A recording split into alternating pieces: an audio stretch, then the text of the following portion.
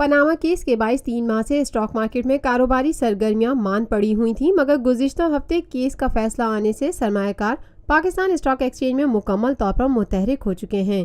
یہی وجہ ہے کہ گزشتہ ہفتے صرف 3 روز میں ہی اسٹاک مارکیٹ میں 2000 پوائنٹ سے زائد کا اضافہ ریکارڈ کیا گیا تھا اور کاروباری ہفتے کے پہلے روز مارکیٹ نے 26 جنوری 2017 کی طرح ایک بار پھر 50,000 کی حد کو عبور کیا۔ پاکستان اسٹاک ایکسچینج میں کاروباری ہفتے کے پہلے روز پیر کو مارکیٹ میں غیر معمولی تیزی کا رجحان غالب رہا۔ P S x 100 index 403 points کے غیر معمولی اضافے کے بعد 50,111 پوائنٹس کی سطح پر بند ہوا۔ مارکیٹ کا آغاز مثبت زون میں ہوا۔ آج صبح سے اب تک مجموعی طور پر 388 کمپنیوں کے حصص کے بھاؤ کا کاروبار ہوا، جن میں سے 222 کمپنیوں کے حصص کے بھاؤ میں اضافہ، 154 کمپنیوں کے حصص کے بھاؤ میں کمی، جبکہ 12 کمپنیوں کے حصص کے بھاؤ میں استحکام دیکھا گیا۔ اسٹاک تجزیہ کاروں کے مطابق پاناما کیس کے فیصلے کے علاوہ آئندہ ماہ Pakistan stock exchange MSCI index میں شمولیت اختیار کر جائے گی، جس سے مارکیٹ میں 50 سے 70 کروڑ ڈالر کی نئی سرمایہ کاری کا امکان ہے، جبکہ دیگر کئی اداروں کی تجزیاتی رپورٹ میں امید ظاہر کی گئی ہے کہ مستقبل میں اسٹاک مارکیٹ 60,000 کی حد بھی عبور کر سکتی ہے۔